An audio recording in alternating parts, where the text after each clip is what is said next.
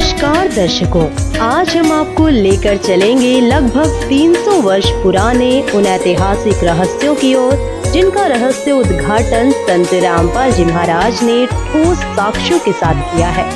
ये सिर्फ बीते समय की घटनाएं नहीं, बल्कि पूर्ण परमात्मा और उनके अवतार से जुड़ी वो सच्चाई है जिसे जानकर आप स्वयं निर्णय लेंगे कि वास्तव में पूर्ण परमात्मा कौन है। ये कोई साधारण घटना नहीं, बल्कि एक सनातन सत्य है, एक ऐसे दिव्य संत की गाथा जिन्हें स्वयं परमेश्वर कबीर जी ने सशरीर दर्शन दिए और सतलोक की अलौकिक यात्रा करवाई। यह सत्य कथा है उस महान संत की जिन्होंने अपने अद्वितीय ज्ञान से हरियाणा की पावन धरती को धन्य कर दिया। संत गरीबदास जी महाराज एक रहस्य से भरी अद्भुत गाथा जो हर किसी को हैरान कर देगी। हरियाणा की पावन धरा पर जन्मे एक ऐसे महान संत जिनकी कथा समय के गर्भ में छिपी एक अमर विरासत है। यह कहानी है संत गरीबदास जी महाराज की, जिनका जन्म वैशाख पूर्णिमा विक्रमी संवत 1774 को अर्थात सन 1717 में झज्जर जिले के गांव छुड़ानी में हुआ। एक समृद्ध धनखड़ परिवार, पिता श्री बलराम जी और माता रानी देवी। परंतु भाग्य ने ऐसी लीला रची कि संत गरीबदास जी के जन्म से पहले ही उनके जीवन की पटकथा कुछ अलग लिखी जा चुकी थी।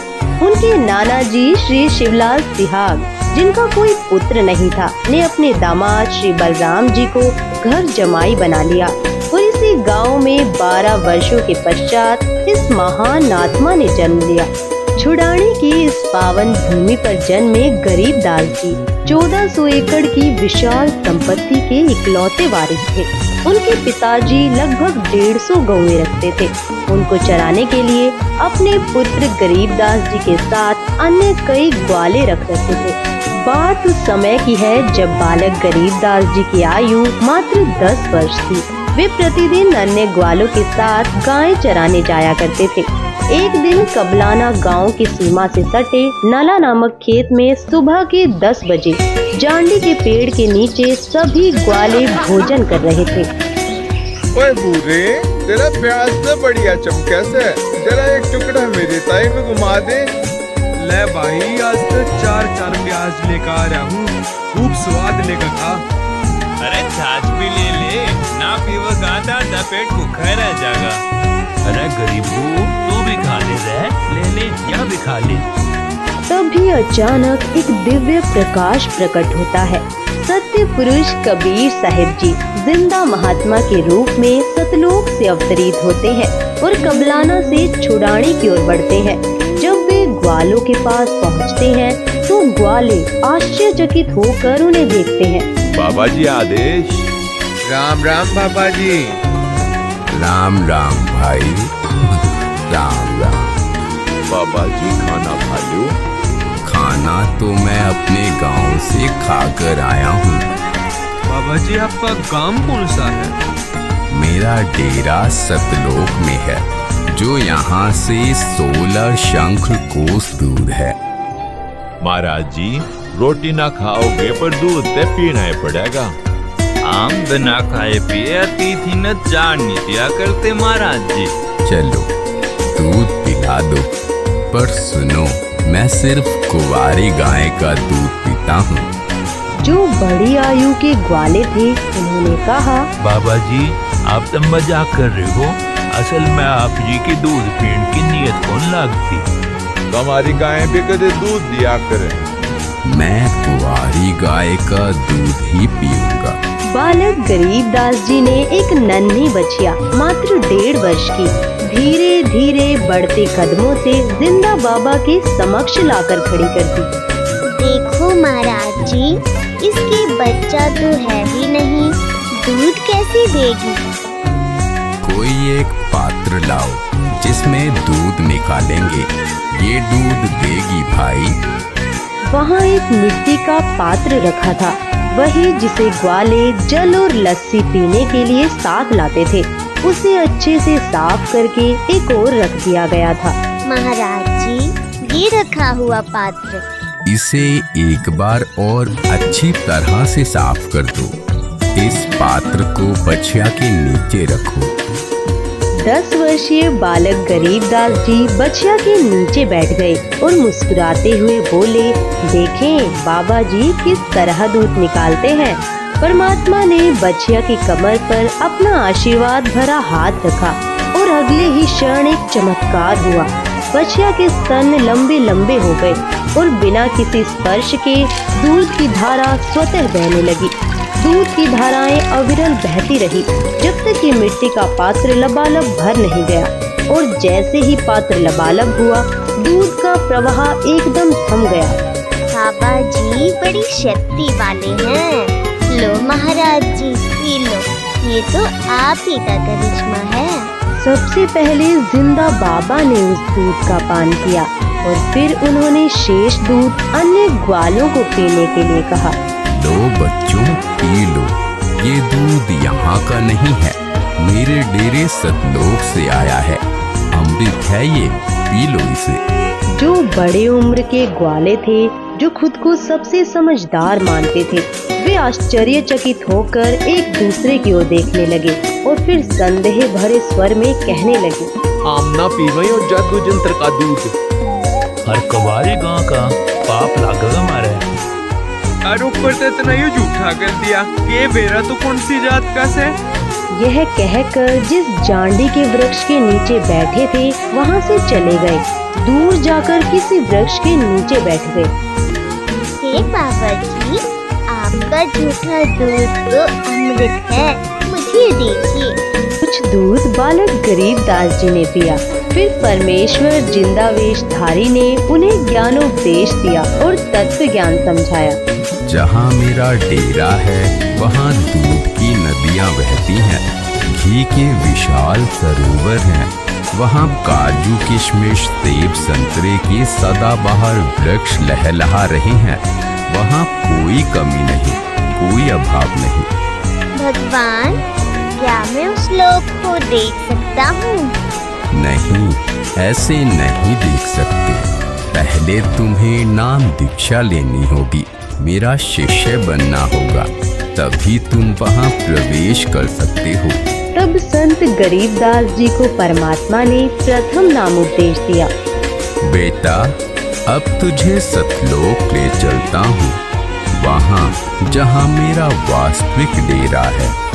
परमेश्वर ने बालक गरीबदास जी की आत्मा को उनके शरीर से अलग किया और उन्हें ऊपर के रूहानी मंडलों की सैर कराई। उन्होंने एक एक ब्रह्मांड के रहस्यों से पर्दा उठाया, सर्व लोकों के नजारे दिखाए, श्री ब्रह्मा, श्री विष्णु और शिव जी से मिलवाया। उन्होंने धर्मराज का लोक भी दिखाया जहाँ वह आत्माओं का न्याय करता है। इसके बाद परमेश्वर ने उन्हें ब्रह्मलोक और श्री दुर्गा जी के लोकों को भी दिखाया। फिर परमेश्वर उन्हें अपने साथ लेकर तपतशिला वाले स्थान पर गए, एक भयावह स्थान जहाँ 1 लाख मानव शरीरधारी प्राणियों को भूनकर खाया जाता है। फिर काल के 21 ब्रह्मांडों का रहस्य उजागर हुआ। परमेश्वर ने बालक गरीबदास जी को साथ लेकर 10वें द्वार ब्रह्मरंध्र को पार किया और ब्रह्मांड के अंतिम छोर पर स्थित 11वें द्वार तक ले गए, जहाँ से काल के सिर पर पैर रखकर उसे पार किया। इसके फिर संत गरीबदास जी अक्षर पुरुष के 7 शंख ब्रह्मांडों वाले लोक में पहुँचे। पहले उसके केवल 2 हाथ थे, लेकिन जैसे ही परमेश्वर के तेज के समीप पहुँचे, वह 10 सहस्त्र हाथों में परिवर्तित हो गया, मानो कोई मयूर अपने पंख फैला रहा हो। परमेश्वर ने संत गरीबदास जी को अक्षर पुरुष के 7 शंख ब्रह्मांडों का भेद बताया और फिर उन्हें 12वें द्वार तक ले गए, जहाँ से भंवर गुफा का मार्ग खुलता था। गरीबदास, जो 10वां द्वार ब्रह्मरंध्र है वह मैंने सतनाम के जाप से खोला था। जो 11वां द्वार है वह भी मैंने सतनाम से खोला था। अन्य किसी भी मंत्र से उन द्वारों पर लगे ताले नहीं खुलते। अब यह 12वां द्वार है, यह मैं सारनाम से खोलूंगा। इसके अतिरिक्त किसी नाम के जाप से यह नहीं खुल सकता। तब परमात्मा ने मन ही मन सारनाम का जाप किया और अगले ही क्षण एक अद्भुत चमत्कार हुआ। 12वां द्वार अपने आप खुल गया। परमेश्वर जिंदा स्वरूप में संत गरीबदास जी की आत्मा के साथ भावर गुफा में प्रविष्ट हुए। क्षण भर में वे सतलोक पहुँचे, वह अनंत प्रकाश का लोक जहाँ सब कुछ अकल्पनीय था। वहाँ एक विशाल श्वेत गुंबद के सामने वे खड़े हो गए। उसके मध्य में स्थित सिंहासन पर तेजोमय श्वेत नर रूप में स्वयं परम अक्षर ब्रह्म विराजमान थे। उनका तेजोमय स्वरूप इतना प्रखर था कि उनके केवल एक रोम से ही करोड़ों सूर्यों और चंद्रमाओं से अधिक प्रकाश प्रकट हो रहा था। सोचो, यदि केवल एक रोम इतना प्रज्वलित था तो उनके संपूर्ण शरीर की आभा कैसी होगी। सतलोक स्वयं हीरे की भांति प्रकाशमान हो रहा था, परंतु यह विहंगम दृश्य केवल दिव्य दृष्टि से ही देखा जा सकता है, चरम दृष्टि से नहीं। फिर जिंदा बाबा बालक गरीबदास जी को लेकर परमात्मा के सिंहासन के समीप पहुँचे। उन्होंने वहाँ रखा चवर उठाया और उस पावन तख्त पर विराजमान परमात्मा पर डुलाने लगे। ये है परमात्मा, क्योंकि बाबा जी तो परमात्मा के सेवक हैं। उसी क्षण तेजोमय स्वरूप वाला प्रभु सिंहासन से उठ खड़ा हुआ और जिंदा बाबा के हाथ से चवर ले लिया। फिर उसने जिंदा बाबा को सिंहासन पर बैठने का संकेत दिया। जिंदा वेशधारी प्रभु असंख्य ब्रह्मांडों के स्वामी के रूप में सिंहासन पर विराजमान हो गए। तभी पहले वाले प्रभु स्वयं जिंदा बाबा पर चवर डुलाने लगे। यह दृश्य देख संत गरीबदास जी विचार कर ही रहे थे, इनमें परमेश्वर कौन हो सकता है। तभी अचानक तेजोमय शरीर वाला प्रभु जिंदा बाबा के स्वरूप में समा गया। दोनों एक हो गए। उसी क्षण जिंदा बाबा के शरीर से वही दिव्य प्रकाश प्रकट हुआ जो पूर्व में सिंहासन पर विराजमान सतपुरुष जी का था। संपूर्ण सतलोक उस अद्भुत प्रकाश से आलोकित हो उठा। हे गरीबदास, मैं असंख्य ब्रह्मांडों का स्वामी हूँ। मैंने ही सर्व ब्रह्मांडों की रचना की है। सर्व आत्माओं को वचन से मैंने ही रचा है। 5 तत्व तथा सर्व पदार्थ भी मैंने ही रचे हैं। क्षर पुरुष तथा अक्षर पुरुष व उनके लोकों को भी मैंने उत्पन्न किया है। मैं 120 वर्ष तक पृथ्वी पर कबीर नाम से जुलाहे की भूमिका करके आया था। इस प्रकार स्वयं कबीर परमात्मा ने संत गरीबदास जी को अपनी अनंत लीलाओं का साक्षात्कार कराया और उनके समक्ष तत्व ज्ञान के गूढ़ रहस्यों को प्रकट किया। हे परवरदिगार, यह अनमोल ज्ञान मुझे कैसे याद रहेगा। मैंने तेरा ज्ञान योग खोल दिया है गरीबदास। अध्यात्म ज्ञान तेरे अंतःकरण में डाल दिया है। अब आप असंख्य युगों के पहले से लेकर वर्तमान तथा भविष्य का ज्ञान भी याद रखोगे। उधर पृथ्वी पर शाम के करीब 3 बजे ग्वालों को अचानक ध्यान आया, गरीबू कहाँ है, अब तक नहीं लौटा। तब एक पाली उन्हें लाने गया। दूर से नजर दौड़ाई और ऊंची आवाज में पुकारा, अरे गरीबू आजा भाई, तेरी बारी आ गई है, काहे घेर ले।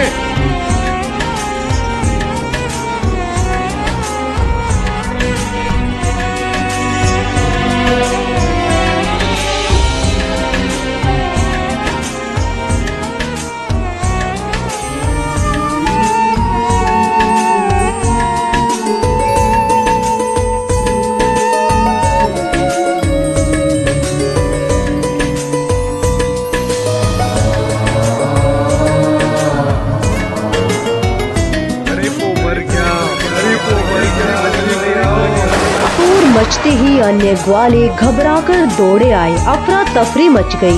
तभी एक ग्वाला तेजी से छुड़ानी गांव की ओर भागा। यह खेत जो गांव कबलाना की सीमा से सटा था, असल में गरीबदास जी का अपना ही था। गांव छुड़ानी से मात्र 1 किलोमीटर की दूरी पर पसीने से लथपथ वह पाली भागता हुआ गांव पहुंचा और हाँफते हुए गरीबदास जी के माता पिता नाना नानी को सब हाल बताया। एक बाबा ने कमारी गां का दूध जादू जंत्र से काटा, हमने तो हाथ नहीं लाया और गरीबों ने पी लिया और हमने जब देखा तो बालक मरा पाया। यह खबर सुनते ही गरीबदास जी के माता पिता गहरे सदमे में अचेत होकर गिर पड़े। पूरे गांव में हाहाकार मच गया। उनके नाना और अन्य ग्रामीण दौड़ पड़े और बच्चे के निष्प्राण शरीर को उठाकर गांव ले आए। इस बीच सूर्यास्त हो चला था और गहरा सन्नाटा छा गया। बालक के पार्थिव शरीर को चिता पर रखा गया। अंतिम संस्कार की तैयारियां पूरी हो चुकी थी। ठीक उसी समय परमेश्वर जी ने कहा, हे गरीबदास, अब नीचे जाओ, तुम्हारा शरीर नष्ट करने की तैयारी हो रही है। संत गरीबदास जी ने जब नीचे पृथ्वी लोक की ओर दृष्टि डाली तो यह सत्यलोक की दिव्यता के सामने एक अंधकारमय नरक के समान प्रतीत हुआ। चारों ओर मोहमाया और दुख की छाया थी। हे प्रभु, मुझे वापस मत भेजो, यहीं अपने पास रहने दो। बेटा, पहले भक्ति करनी होगी। जो साधना मैं तुम्हें बताऊंगा उसी की कमाई से यहाँ स्थायी स्थान प्राप्त करोगे। देखो, सामने वह तुम्हारा महल है जो खाली पड़ा है। सर्व खाद्य पदार्थ भरे हुए हैं। नीचे पृथ्वी पर वर्षा होगी तो अन्न उपजेगा और वहाँ जीव को इसे प्राप्त करने के लिए परिश्रम करना पड़ता है। वहाँ वैसे पदार्थ मिल ही नहीं सकते जो यहाँ सहज उपलब्ध हैं। अब नीचे जाओ। प्रथम मंत्र मैंने तुझे दे दिया है, फिर समय आने पर सत्य नाम प्रदान करने आऊंगा और आगे सार नाम भी दूंगा। इन नामों की साधना से ही तुम यहाँ वापस आ सकोगे। डरना मत, मैं हरदम अपने भक्तों के साथ रहता हूँ। अब देर मत करो, शीघ्र जाओ।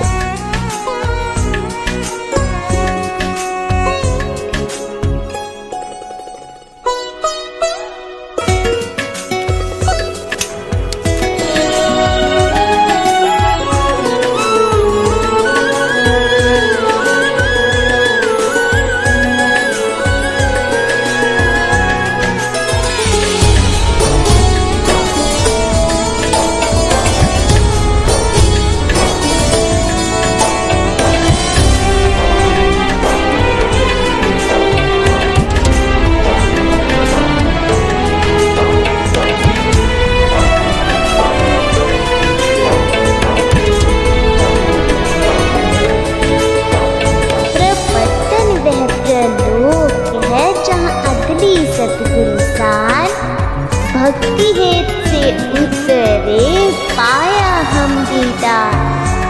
अजब नगर में ले गए हमको सतगुरुआन। झिलके बिंब अगाध गति वहाँ सूते चादर तान। ग्रीब अनंत कोटि ब्रह्मांड का एक रति नहीं भार। सतगुरु पुरुष कबीर हैं कुल के सिरजनहार। गांव वालों को उस अमृतवाणी का ज्ञान नहीं था, इसलिए उन्हें लगा कि बाबा की फटकार से बालक घबरा गया है और बेसुध होकर कुछ भी बड़बड़ा रहा है। परंतु इस चमत्कार को देख वे परमात्मा का सौ शुक्र मना रहे थे। अरे छोली बछोड़ा जिंदा हो गया। पागल है तभी लड़की रानी देवी अपने दिल थाम कर खुश रह सकेगी। इसके पश्चात महापुरुष गरीबदास जी को बावलिया यानी पागल कहने लगे। इस घटना के 3 वर्ष बाद गांव छुड़ानी में एक संत पधारे, संत गोपाल दास। वे संत दादू दास जी के पंथ से दीक्षित थे। संत वाणी के मर्म को गहराई से समझते थे। वैश्य कुल में जन्मे वे शिक्षित थे और संन्यास धारण कर चुके थे। संत वेशभूषा धारण कर गांव-गांव भ्रमण कर धर्म प्रचार करते और अपने शिष्यों को आध्यात्मिक मार्ग दिखाते। उनके शिष्यों में से एक जो वैरागी जाति का था, गांव छुड़ाने का ही निवासी था। गोपाल दास उसी के घर ठहरे हुए थे। तभी उस शिष्य ने संत गोपाल दास जी से कहा, हे गुरुदेव, हमारे गांव के चौधरी का देवता एक साधु की फटकार से पागल हो रहा है और वो तो मर गया था।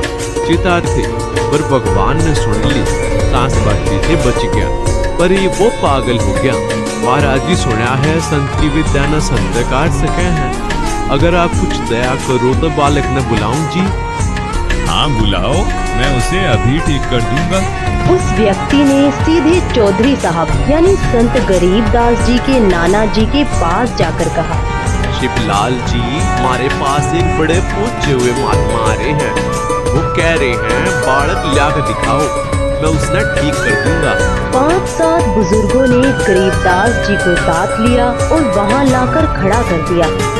बेटा, तुझे वो कौन सा बाबा मिला था जिसने तेरा जीवन तबाह कर दिया, जिसने तुझे बर्बाद कर दिया? हे महात्मा जी, जिनसे मैं मिला उन्होंने मुझे बर्बाद नहीं किया, बल्कि मेरा जीवन संवार दिया। उन्होंने मेरा उद्धार कर दिया। वो कोई साधारण बाबा नहीं, वो तो पूर्ण परमात्मा है।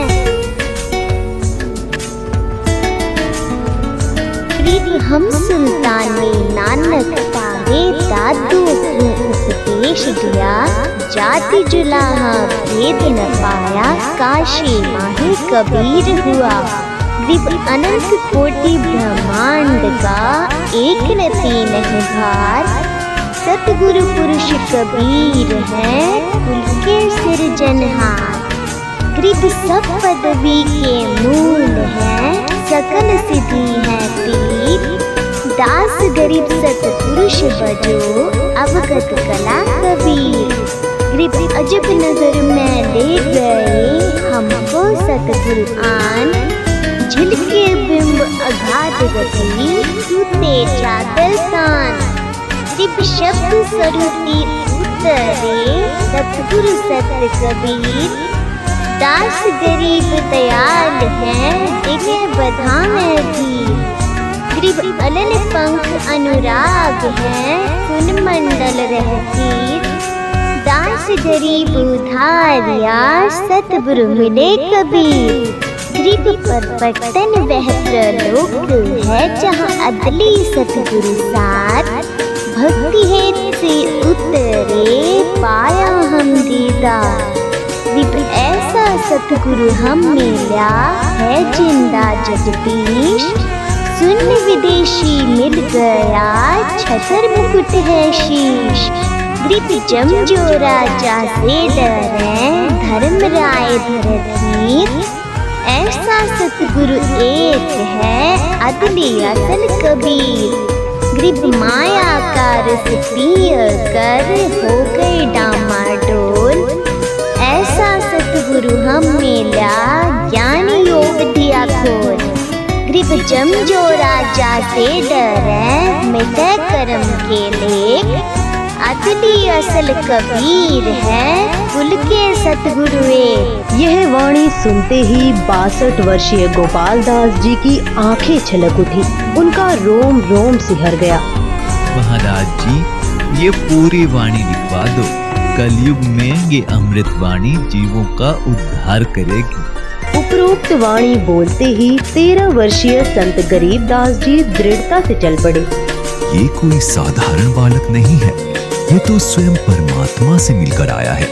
ऐसी अमृत वाणी बोल रहा है जो सत्य का मार्ग दिखा रही है।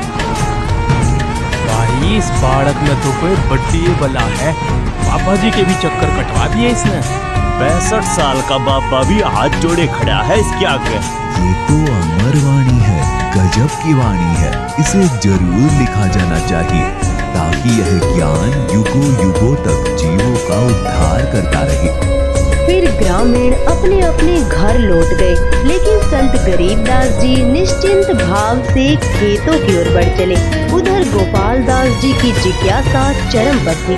वे बिना कुछ सोचे उनके पीछे पीछे चल पड़े और कहने लगे, ये गांव वालों, ये बालक पागल नहीं, तुम पागल हो। ये जो बोल रहा है उसे समझने की कोशिश करो। ये तो स्वयं प्रभु का अवतार है। इसे तो जिंदा बाबा के रूप में स्वयं परमात्मा मिले थे। जिस प्रकार हमारे पूज्य दादो साहेब जी को प्रभु मिले थे, वैसे ही यह बालक भी उनके साक्षात दर्शन करा चुका है। दादो जी की सारी वाणी लिखी नहीं गई थी, पर अब इस बालक से मैं संपूर्ण वाणी लिखवाऊंगा, खुद अपने हाथों से लिखूंगा। यह वाणी कलयुग में असंख्य जीवों का उद्धार करेगी, उस संसार में नया प्रकाश फैलाएगी। 3 दिन तक संत गोपाल दास जी लगातार विनती करते रहे। उनके बार बार विनम्र आग्रह के बाद आखिरकार तीसरे दिन संत गरीब दास जी ने कहा, गोपाल दास जी, अगर पूरी वाणी लिखने का निश्चय हो तो मैं लिखवाऊं, लेकिन अगर बीच में छोड़ने का विचार हो तो फिर यह कार्य नहीं होगा। महाराज जी, मैं तो अपना घर बार त्याग कर निकला हूँ, केवल परमार्थ और जीवों के कल्याण के लिए। मेरी उम्र अब 62 वर्ष हो चुकी है। इससे बड़ा कोई कार्य नहीं हो सकता। कृपा करे मुझे ये सेवा करने दे। तब संत गरीब दास जी और संत गोपाल दास जी बेरी के बाग में जांडी के वृक्ष के नीचे बैठ गए और वाणी को लिखने व लिखवाने का कार्य प्रारंभ हुआ। यह स्थान संत गरीब दास जी की अपनी ही भूमि थी। उस समय छुड़ानी गांव के आसपास रेतीला क्षेत्र था, जैसा राजस्थान में देखने को मिलता है। यहाँ पर जांडी के वृक्ष अधिक होते थे, उनकी छाया का ही प्रयोग अधिक किया जाता था। संत गरीब दास जी ने परमात्मा प्राप्त तत्व ज्ञान आंखों देखा हाल वाणी रूप में बोला और संत गोपाल दास जी उसे लिपिबद्ध करने लगे। यह कार्य 6 महीनों तक लगातार चलता रहा। जब कोई जिज्ञासु वार्ता के लिए आता तो संत गरीब दास जी वाणी बोला करते, तब अन्य व्यक्ति भी उसे लिखते। संत गरीब दास जी ने परमात्मा प्राप्त तत्व ज्ञान आंखों देखा हाल वाणी रूप में बोला और संत गोपाल दास जी उसे लिपिबद्ध करने। दर्शकों, इसे ही आज हम अमर ग्रंथ साहिब के नाम से जानते हैं, जिसका 3 दिवसीय अखंड पाठ आज भी संत रामपाल जी महाराज जी के सानिध्य में किया जाता है। तथा अभी आपने जो संत गरीबदास जी महाराज जी को कबीर परमात्मा के जिंदा महात्मा के रूप में मिलने की जो AI वीडियो देखी, वह संत रामपाल जी महाराज के सत्संगों का अंश मात्र है। अतः आपसे निवेदन है कि संत गरीबदास जी महाराज जी की संपूर्ण कथा को जानने के लिए संत रामपाल जी महाराज YouTube चैनल पर अवश्य देखिए संत रामपाल जी महाराज के मंगल प्रवचन। दर्शकों, अभी आपने 300 वर्ष पूर्व हुई जिंदा महात्मा के रूप में कबीर परमेश्वर द्वारा 10 वर्षीय संत गरीबदास जी के साथ की गई लीला का विवरण देखा। दर्शकों, ठीक इसी प्रकार वही लीला आज वर्तमान में संत रामपाल जी महाराज जी द्वारा अनेकों भक्तों के साथ हो रही है।